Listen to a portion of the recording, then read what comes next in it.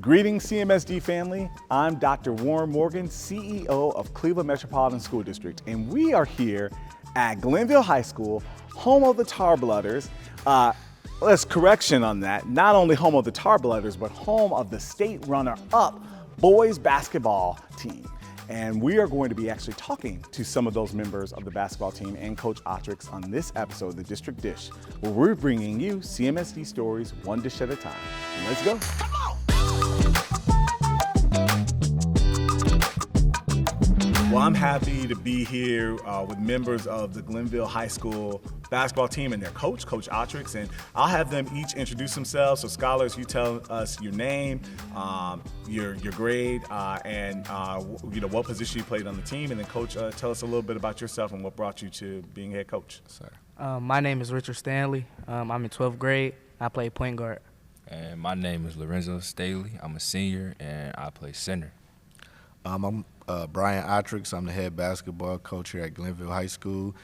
This is my first year here as the head coach. I've been here as an assistant for 8 years previous, so yes, sir. And congratulations, your leadership is amazing, and we're going to be diving more into about this historic run, but I want to say, again, congratulations to all of you. Thank you. Making it to state and having the run that you had, it's not easy. Sure. My dad at Morgan Park High School in Chicago, they were the first time that team ever won a state championship in his senior year. Nice. But the year before, they were runners-up. Now, I know you guys are both seniors, but like his junior year experience being a runner-up, and they came back and took the state title. So, Coach, there's always that opportunity. Yeah. And though I wasn't state for in basketball, I was all-state for playing my instrument and also public speaking. And so I know how hard it takes to get to state. And so just want to tell you guys congratulations. Thank you so much. But Coach, I want to start with you. So this is your first year as the head coach. I know you've been in the scene, working with the scholars for a while. But let's talk about this historic run. And do you have any secrets you want to share in terms of what got you here, lessons learned? I think, honestly, we were blessed to just have a really good group of kids. Like these two guys, we have guys who've been here 4 years, who've came up in our program, who we've been able to, develop on and off the floor. And you just saw the bond with these guys early, right? Like they've always had a goal. When we get to everybody says it, but those guys really put the time in. When we get to varsity and we get our senior year, we go into state and things like that. And, we were just blessed with a really good group of kids that put the time in, put the work in, and really, enjoyed being around each other on and off the court. I think that made all the difference for us. Yeah, I mean, and I used to coach, and so I know it's not even just about the technical skills of teaching the sport and getting them there. It's also building the commitment and teaching these scholars the dedication. Yeah. If you want to go that far, you got to put in the work. Definitely. What were some of the things that that you continue to even instill in our scholars that builds resilience, builds dedication, and just that commitment for them to keep coming back? Like you said, the work doesn't stop, right? So we played March 20th, March 21st was the state championship, and at the end of this month, beginning of May, we're going to get right back to training, right, and get ready for our summer schedule. So just really staying in the gym, really being, dedicated. And I think a big thing we did this year, we read the book Chop Wood, Carry Water as a team, right? So we read that as a team back in the fall, and it really just, focused on the process. Like really had our guys engaged on like every day you got to chop wood, carry water. Just don't worry about getting to the finished product. Just come in every day and just take the baby steps. And, at the end, we'll be where we need to be. So I think they all kind of, read it. That was kind of our mantra throughout the whole season, chop wood, carry water. So I think that really, put the mindset into the guys early on of what we were trying to do. Man, I love that. Now Coach, you're not a teacher, right? No, I'm a linkage coordinator again. Yep. What I love about that, though, like grounding our scholars in a text about what they can apply as the season goes on. For sure. I find that even in leadership, you're making tough decisions, or you're going up against something, and the ground and the text that everybody can really just ground themselves in is really powerful, and that's a really strong leadership technique for those that are out there. Whether you're a scholar or if you're an educator listening, it's always good to ground everyone in a text. And I want to hear more about that. Chop wood, Carry water. Carry water. Dang, yeah. Okay, well, let me shift a little bit to Richard and Lorenzo. So I know this is your senior year, which that's big to make it to that point. And just being there, man, I was so proud. Whether it was even just watching you guys in the semifinals and that historic win against you guys were playing Hawken, and then getting to state. And I know it didn't end in the way we wanted to, but playing in front of thousands, everyone was packed. And I don't know if you guys knew it, there were so many people that were there for you guys, not just the school community or coming from CMSD. There were people from across the state. They were out there with Tar Blooded shirts, rooting for Cleveland, and that just shows how many people are really behind you. So each of you, tell me a little bit about how this historic run felt for you, and what were some lessons learned? So, like, to be playing in a game like that, you just give everything you got because you worked so hard for it, and those are the times that you talked about, oh, I want to play in the state championship, and then just, like, feel those lights. And then it's just, like, to have, like, a couple people call me that I ain't speak to in a long time to tell me that they was proud of me for, like, making it that far. So it means a lot to have people proud of you for doing something like that. Yeah. Just kind of soaking in every moment of the journey, just going back to our preparation in the summer. It was very hard. It was challenging. And every day I wanted to quit, honestly. I really wanted to quit, but I know I made a promise to Coach B.O. that we wanted to be here. We wanted to make a difference. We wanted to stamp our name on something. And I really feel like we did that. Do either of you guys play in the football team? No. Okay, neither. Okay, because I was gonna ask. A big part of this commitment is the conditioning it takes, and I know, like when you're on any all-state level, and I mentioned, being in high school and being all-state competitive, it was a year-round thing, and it takes commitment. It takes summer, it takes camps. So for those scholars that are out there, especially if you're in junior high school or elementary, and you're looking and you're like, I want to be like Richard and Lorenzo one day. You got to put in the work, and it takes extra time, it takes resources, and so I appreciate you guys, putting in that work. Have you guys got a chance to view the game? I know that's hard. That's hard. I can't watch the game. I know, I haven't watched it yet either. But whenever you get a moment to do this, and it's the hardest thing. A lot of my coaches tell me whether I'm delivering a speech or maybe I had a media interview, and sometimes they're tough. But they're like, go back and look at it and see what you can learn. The one thing I would say, if you ever get a chance to watch it, is how well you guys played. Yeah. And there are moments where it was like, you're right there and you got it. And I know that's also hard too to watch, but at the same time, it lets you know you deserve to be in the room. And so whenever it feels right, and it may be years from now, just know you deserve to be there, and you earned it. Yeah, I watched maybe the last quarter. They had it in here playing one day on Coach Justin's computer, and I sat there and watched the last quarter. And I think the biggest thing that I'm going to take into the off season is like we have to finish.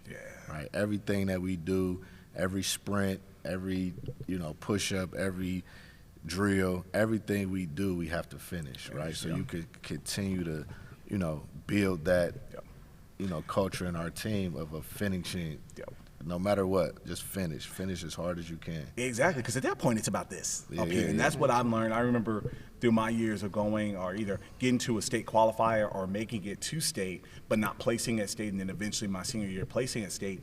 And I realized, okay, a lot of this was mental at that point. For sure. And the team you guys played, they've been there before. Right. I think they were runners-up last year. So it's mental at that point. And so, like I said, you deserve to be in the room. You go back, retool with the team. We're hoping again it's next year, but you guys are right there, whether it's some years out, because this is about the mental mentality. No, for sure. And that you could tell, down the stretch, experience is a really huge part of it.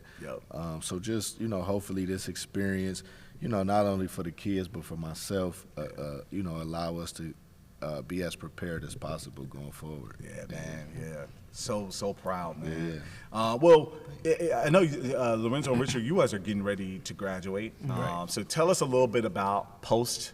You guys are both at Ginn Academy, right? Right. So both post going again. What are you guys looking at? Are you playing in college at all? So. My plans is I definitely do plan on going to play basketball at the next level. I'm actually going to be committing soon. So just going to be going on that. Okay. And I plan to attend Alabama State on a full ride baseball scholarship. And, yeah. Baseball. So are you in season now for baseball? Yes, sir. What Have a game today. what do you play? Shortstop. Shortstop, man. Yeah, and I played baseball for 9 years. So yeah, that's another sport, very technical, and very proud because especially playing at not only the high school level but at the college level, we don't see a lot of African American young men, or in softball even for African American young ladies playing it. And so I'm very proud that you're committed to that and you're putting in that work. What position did you play? I played many. Most of the time I was an outfielder. And 1 year for All-Star, I played third base. I never played shortstop. I pitched a couple of games, but yeah. Nice. Shortstop is supposed to be like you got the best glove, right? Yeah. Shortstop, I mean, you got to be good. And got to have quick feet too. Yeah. I got to come check you out, Rich. Yeah. Okay, from a team standpoint, Glenville basketball team, we fought through adversity throughout the whole year. From us losing a few of our players due to OSHA rules to not being able to practice in the playoffs because our ceiling's leaking. I just want to know from a team standpoint, what do your team look like? Like, what do your team consist of? Yeah, man. A team is everything because, as an individual, whether you're the leader or whatever, you only play one role on that. But if you don't have a strong team around you, you can't survive. So for me in leadership, my team is very important. Selecting that team is really important, so making sure you have the right people for the right fit, the right people for the right mindset. And you also don't want people that are all the same. That's something I've had to learn over time, because it's easy if you get, especially as a leader, yes people, they're like, oh yeah, they'll do that. But if you get a bunch of people saying yes and nobody pushing back to say, this is a bad idea, don't go and do that, like that's not gonna serve you really well. So you really want to build a team that has diverse perspectives, are goal-driven. I like people that work really hard and we're going to do ambitious goals. But at the end of the day, even if they're different perspectives, we're going to get the job done. And we're going to come together to get the job done. And so I know you guys probably learned a lot about that, about what it means to be on a team, what it means to have your team members back. In a lot of ways, it's probably like a brotherhood. I think about it. I pledged a fraternity when I was in college, and so Me too. So it's like no matter what is going on with your brothers at any point in time, it's like, okay, behind closed doors is what's happening. When we come out, we're united front because we have a goal and a mission, and I see that every day with leadership, and that's what I think about when I think about my team. Definitely. To kind of piggyback off what you said, early stages in the basketball season, we lost a lot of games we supposed to won.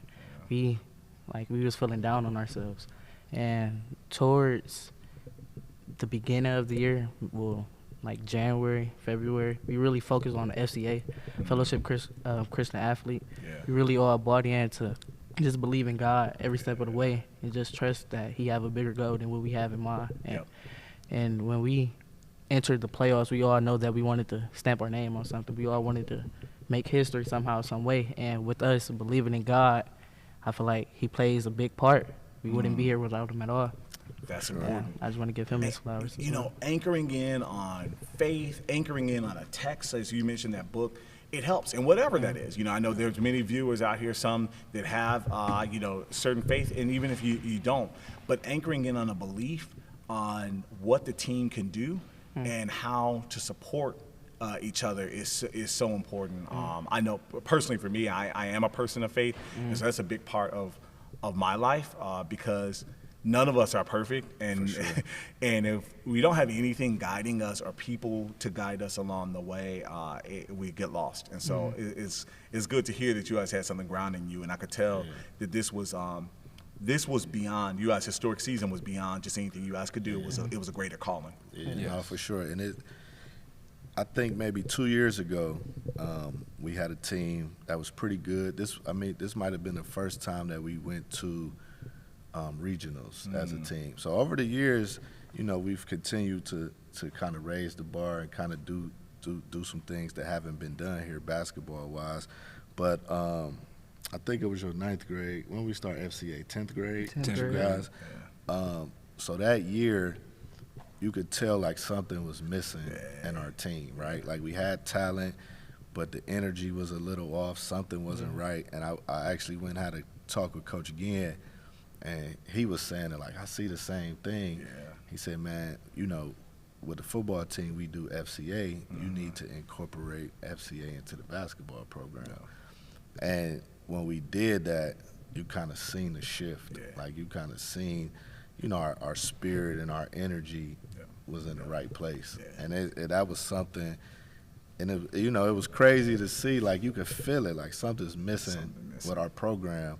And I think, once we added that, it kind of, put us in the right direction. So it's been great. Shout out to Duro Bowden, who kind of he leads our FCA Shout out DB program. So, it's been great. It's been great. Oh, good stuff, man. For sure. Lots of lessons learned this year. Once again, I just want to underscore how historic it is. I know in that moment, I saw the emotion on the court from everybody, and that's okay. Because you work so hard, and there's something you want. But I hope right now you guys are proud. You not only have the trophy, you guys have your medals. Like you should be so proud, and you represent this entire community, a community that is rooting for you guys along the way. So hope you're very proud. But Coach, I want to talk about next season and how you're thinking about that. What are some things we could be looking out for? And do you have, to Richard's question about team, how are you feeling about the team? I feel really good. I feel like, these guys have helped set the standard. So everybody coming in kind of understands, what's expected. We're going to continue to have, our FCA at the foundation, continue to add the text to what we do. But we had a really good young group, right? Like I think this year we might have dressed 4 freshmen, you know what I mean? And we had a freshman that started for us, that played really Number 12, well. right? Number 12, yeah. Shout out So, we had a really good group of young guys. We got 3 starters coming back with Theo Castro and Arvell Nelson. So I think our foundation is really good. We just have to, now you got to work harder, right? Because, now you go from being a hunter to the hunted, you know what I mean? So people are going to come after you. Guys going to get better. So we can't be, happy with what we did. We got to get right back to work. You know what I mean? So like I said, it's coming fast. End of this month, we're going to start back working out. And then June, Summer League starts, team camps start. We're going to travel all over, take the guys to different camps all summer, all June. So it's right back to work. But I think we got a really good young group coming in that we can build with. That's good. Now, do we host a camp? Like, do you run a camp, or are there camps here? So that's something that I've been really wanting to do. Okay. Really, the different. I think when you look at a lot of schools in the city, they have, more of a setup where they have an elementary school, middle school that feeds right into their high school. CMSD is huge. Like we have a lot of schools, so it's not that same type of structure, but we want to build something where our younger guys and the younger schools in this community have more of a attachment to Glenville and to our programs. So doing camps and doing clinics and doing things for the elementary and middle schools in our area is something that I definitely is working towards, and something I want to bring here for sure. Oh, that is amazing. Thinking about that and thinking about like going into recruiting, especially kids at the elementary level into high school. The district, we're launching a new campaign called Building Brighter Futures, and a big part of that is, we have a lot of buildings across our system, but the enrollment in a lot of our schools is not where it needs to be. And because the enrollment is low, we don't get a chance to offer programs. So even in some elementary schools, they can't even have a team. And so I'll be curious to know, like, one, how do you recruit really at the elementary levels? And is there things that we should be thinking about when we think about the ability to provide sports at the elementary level, when we think about the programs that we offer at scale throughout the building, or throughout the district? Yeah, for sure. I think something that's really helped me so my son is going into his 4th year of college. He also went here, but when he was in the 5th grade, myself, Ted Ginn Jr., we started a program called Ginn Elite. Okay. It's a youth program, and we have basketball, we have football, we have track, and we had maybe 200 kids in our program across all of the sports. So, in doing that, we were able to, bring a lot of these guys up through our program from a young age, and that almost became, like the feeder system to our high school guys. You know what I mean? So, because we didn't know if we had a direct line to, all the schools in our community, in our area, or if sports was being offered in those places. So we wanted to create something where we could, kind of create our own feeder. You know what I mean? And that's been great. Yeah, and it's still going on. And it's still going on. It's still going on. Like, we have kids, like we talked about, Gary, the 9th grader. He's been in our program since he was, maybe 8 years old. Wow. You know what I mean? And it's been Theo and a lot of guys, Arvell Nelson, like all of those kids came up, through our program. And did they play for a CMSD school in elementary? So I think Gary, I don't know if all of them went to CMSD schools early on. And that's another thing, a lot of our kids that live in our community, looked for other opportunities or went to private school or Catholic school and different things like that. So just trying to, build something where we can keep everybody here. You know what I mean? Yeah, where'd you guys go for elementary or middle? So I went to Harvey Rice. That's what I was gonna say. Like, I didn't play for Ginn Elite actually. So like, reason I came to Glenville is I saw him on YouTube, and I just liked it, So it's just like, it's a calling. You feel like you said at first. Did you just play gravitate. at Harvey Rice? Did Harvey Rice have a team? So we did have a team, but I didn't get the chance to play because of COVID. So I was in 7th grade when it started then. So I didn't get the chance to play. What about you? I went to Monticello Middle School, and I did play for the basketball team. Okay. You said Monticello? Yeah, Monticello. Okay, so that's a private, right? Public in Cleveland Heights. Oh, Cleveland Heights, yeah, and it has a junior. Is that a junior high? Yeah, middle school. You said. Yeah, it's interesting hearing your experience. I know you COVID impacted your experience playing CMSD, but then this camp, which I think is a great camp. But a lot of our schools are so small they can't even offer. They can't even offer sports. Some of our elementary schools have a class of 28th graders that'll graduate. So of that 28th graders, you may have maybe 10 young men, and to think all 10 of them are going to want a ball, 2 can ball, that's a challenge. And so one of the things we're thinking about is really, how do we scale our schools so that we can offer more? And there are more resources when you have more students, so that there's actually resources to play a sport. And it's not only just sports, it is, there are kids that, they want to learn how to play an instrument, or they want to do a lot of things, and it's just not available to them. And you either have to go outside the system, or you just never get a chance to cultivate it. Is that something that, because it's something that's talked about, with our kids and just being in this community in general, is that something that plays a part? Because a lot of times when we travel, when we go to, we play schools on the west side, or even go across town and we play schools, it seems like a lot of those communities have new buildings and new things going on and new opportunities, and you look and it's hard not to see like this.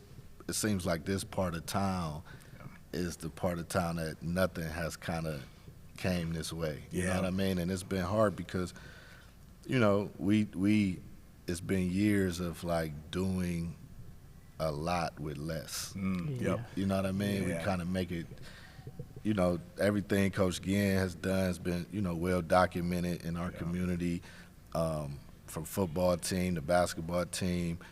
We had a cheerleading team that won the state championship. Yeah. Our Yep. basketball team Yep. made it to the state. You know what I mean? So we're doing like the most with less. Yeah. You know what I mean? Yep. Is that things that play a factor to why this part of the city is kind of in that position? I mean, this is exactly why we're doing Building Brighter Futures, Okay. because though we find enrollment has impacted our entire district, whether you're east side, west side, it's impacted our entire district. But we do notice we're losing a lot more students on this side, the northeast side of the city. The population is actually a lot smaller on this side of the city. We found birth rates are down, so that's one of the reasons why enrollment is hitting us. Even though most of our elementary schools are newer builds over here, we have to think about our high schools. We have older high schools. We don't have a lot of the programming that we have. So this is why we're doing it, because I want to make sure there are some kids that will live on this side of the city and they'll travel all the way across town to get it. For sure. But we have great schools over here. I mean, in Ginn Academy, in Glenville, there's a great, opportunities that are here. But how can we make sure that some of the programs that may be across town are also here? How can we celebrate and let people know that, one, we have a world-class athletic program here. We have world-class cheerleading, that you can get right here in your backyard. For sure. Those are the different things we're trying to do with Building Brighter So, Futures. I would ask this question that, with me being like a player and have played, would you guys be in the position to handle the subject of picking the staff? Because like I would say that being the kid that you gotta be wanting to play for somebody, like you gotta want to play for him. So like not everybody is blessed to have a coach like Bo, and you want to pay for him and he drive you every day. So would you guys be in charge of picking the staff like that? Yeah, you're talking about like coaching staff? Like coaching staff. Definitely a important conversation, and one that is nuanced. But it is really important. We want to make sure the school leaders, one, can choose their staff that they can have, and also that comes to coaching. There are some stipulations. Sometimes we have to work through contract things that we have with our union, but we're making progress there. And the ability to get someone like Coach Otrix. And that took work to get you there. And these are the things we talk about, and even across the city. How do we get the right coaching staff in the city, in the places that it need to be? It's part of the conversation that needs to be had, and I'm glad you lifted that, because it's not. Leadership is everything, and so our ability to be able to pick those leaders and also them being able to be in the seat is part of that conversation. So I got another question. So like, with these schools and programs being like becoming new things and trying to become new things, would there be like things to like let people know that they're even in the works or that they're created when they are created? Yeah, I mean, that's a great question, and that's what Building Brighter Futures is all about. It's about making sure we have the programs across the entire city and people know about them. Right. I often hear about how can we get more college and career classes on the east side? How can we get trades and apprenticeship programs on the east side? Things people ask about cosmetology and getting a barber or beautician's license and the ability to get that in high school. These are all the things we're looking at with this program, and that's what will help us build a brighter future for our kids, and also not just when they're in high school, but for our city, so that scholars are employed, they have the credentials to get a job and also earn a living wage. Right. And so that's a big part of what we're doing with Building Brighter Futures, and we'll be talking about that. No, I think that would be great. Like I said, I think there's a lot of, just speaking specifically about our community, I think there's a lot of, great things here in the Glenville community and could be a lot better. And I think there's a lot of, when you're recruiting and, you're talking to guys about sports and coming here and different things like that, I think you know, like you said, people are just looking for like the opportunities that are here, right? Like you said, if you look at our school or you look at our thing and you compare programs that we may have versus what people have other places, and then kind of the stigma of, you know, the things that's going on in this community and around here, it's not always the best, you know what I mean? So I think just, you know, what you're talking about and hopefully, you know, those things start to happen in this area, I think people will stay. I think people will come back.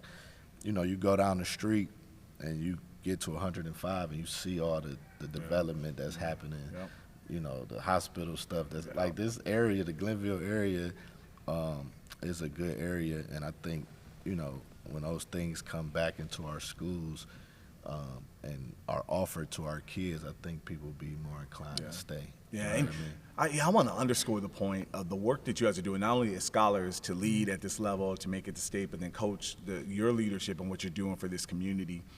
It's beyond sports. For sure. Because without high quality programs like this, our kids, who knows where they'll be. And like, you know, hearing that, you know, you have a full ride to, you said Alabama State University, you know, you're waiting to make a commitment. And I know there's several other scholars that you work with that have opportunities and doors that are open. For sure. Without exposure to programs like this, like the alternatives. I know from my own experience that if I wasn't given opportunities, you know, the alternatives are being on the street, or I wouldn't even be alive. And so, you know, you're truly doing the Lord's work and transforming these things for our kids. And not that we just have it in our schools, but it can excel. Like sometimes people, when it comes to our schools, they'll say, well, just put a program in there. It doesn't matter what they're doing. Just let them play basketball. I say, okay. But we want to be competitive. We want it to be a very strong program where our kids can be on that stage. For sure. And so I appreciate the work you're doing. I appreciate the work Coach Ginn is doing. It's transforming a community. No, it is. And I always tell people when I first started coaching, right, and or wanted to start coaching, I had a conversation with Coach Ginn, and he said to me, and I always, you know, go by this, and I will never forget it. He said, "You sure this is what you want to do? You sure you want to be a coach? You sure you want to work with young people?" I said, "Yeah, I believe I do." And he said, "This is a dangerous business because these are God's children, right? And God don't play about his children. Don't play. So if you're going to be in these kids' lives and you're not, you know, prepared to, you know, treat them and have relationships with them like they're your own kids, don't get in this. Don't get. You know what I mean? That's key. That's key. And he told me that from the beginning, and that's just how I've lived and how I've, you know, went about my business as a coach and as a mentor and as a leader. Like just really try to pour everything I have into our kids and what we're doing here. Man, for sure. That's facts right there, man. Real talk, real talk. Schools closing, so like, how are you guys managing that, especially with Glenville being one of the schools that is on the list? Man, yeah. Well, thank you for that question. It's hard work that we're doing, and right now the biggest thing we want to do is hear from the community. There is data that we have just on building condition, enrollment. But we don't have a list in terms of schools that, you know, that are proposed to close or anything like that. It will get to that point once we hear feedback. What we do have right now are building condition, like you know, it's the building of good quality. We have some buildings, and you guys mentioned it before, like sometimes practicing, you couldn't do practicing because, you know, water's coming in from the roof. Like we can't have that. That's not the quality we want to produce. Right. And we have enrollment data that shows we're not able to offer programs. You guys talked about the ability to not even have sports programs in the elementary levels. So these are the types of things we're looking at, and we want to hear from the community about how we make these decisions. It's not easy because, of course, everybody wants everything to always stay the same. But we have the realities that we haven't been able to deliver on the educational experience our kids need and deserve. And we also have $150 million that we have to save over the next 3 years. And so it's our ability to have that responsibility to make sure we have a district that is thriving, that is high quality for all of our scholars, no matter where you live, no matter who you look like, no matter how much money you have. And we have the responsibility to make sure we have the resources and we have the budget to maintain that. And so that's how we're going about this process. It's not easy. One thing I tell people all the time about me is I am a leader where, what you see is what you get. So I'll have any conversation with anyone, even the tough questions. I'll never try to shy away or try to say one thing and do another. I want to lean into having those tough discussions, but part of the job of being a leader is to stand when it's tough, Right. And celebrate when it's time to celebrate. Right. And that's what I'm willing to do in this moment, because, like you said, Coach, I feel like I have 35,000 plus kids that I take it all as my own. And when I see, young black men such as yourself, I see myself and wanting to make sure you get where you need to be based on the opportunities we're able to provide. Right. That's a great answer. I like that. Thank you. Anything, Rich? Yes, sir. And I guess before we close, I would just, thank you for, coming and thank you for your support. As somebody that, sits in a seat of leadership, I understand like you have a big assignment. Like, this is a lot. It's a lot going on in our city, a lot going on in our district, and I know it's hard work. So I appreciate the hard work, and a lot of times people look at education as just the things that go on in the classroom, and sometimes you look down at sports as not as important, but I know in our community and with our children, sports is a big thing. Yes. It keeps them off of the streets, keeps them in school a lot of times, you know what I mean, and it gives them incentive to do things and learn things that they may not have otherwise, you know what I mean? So, I just hope that, everybody understands that and wants to continue to pour into our sports programs. And wants to keep, helping us to get the resources that we need so our children can not feel second class. You know what I mean? And feel like they can compete at a high level. They can be proud of where they are and what they have and where they come from.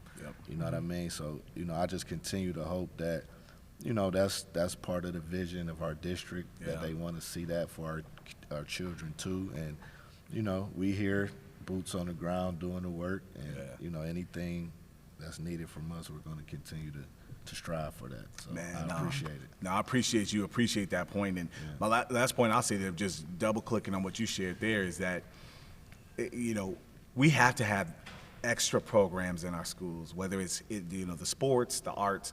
That's what keeps kids engaged. And it's not just in our community. Sometimes, because performance is low in our community, those are the first things to go. Oh, we don't need sports. We don't need, we don't need the arts. And, I've been in education, over 2 decades. And even in your affluent communities and your majority communities, I never heard a kid, even if it's high performing, saying, oh, I go to school because of this really great literacy program. They're getting a really great literacy program and they're getting a high quality education, but you hear, I come here because I have a good soccer team, or our debate team is world class, and I'm, I play first chair violin. Like, these are the things in schools where it has the resources, kids are getting that robust experience. For sure. And we deprive our kids of it. Our kids need and deserve it, and we got to make sure we deliver on it. Right. Because I wanted to say this, like, before we end, like, being a kid that was on the team that didn't really use to talk to people, you come out your shell. Like, I feel like as a kid, you should be always on a team of some sort, because it teaches you a lot of skills that people can't teach you. That, like, you just teach yourself from being around other people. Like, you learn how to read people. You learn how to become a people person. You learn how to become understanding of everybody else's feelings, because some days he come to practice, he don't want to practice, but I understand that, but I'm going to push my brother, because it also teaches you how to become a leader and push people out their comfort zone. So I definitely feel like any kid or every kid should be on some team of sorts. That's right. That's right. And well, this has been a great discussion, gentlemen. I appreciate you. Once again, congratulations. We celebrate you. Definitely. I know you guys have been celebrated. I know down at City Hall we've been celebrating. We have even something I know we'll be doing in the district for all our state whether you placed at state or just made it, we just will be celebrating you guys because it's hard work and you should be very proud of that. So Thank you. Really enjoyed this discussion of the district dish. Hopefully you guys have enjoyed it, where we got a chance to get a behind the scenes of what it took to get this historic run for the Glenville High School men's basketball team. So with that said, we'll see you next time. I'm signing off for this episode of the District Dish, where we're bringing CMSD stories one dish at a time.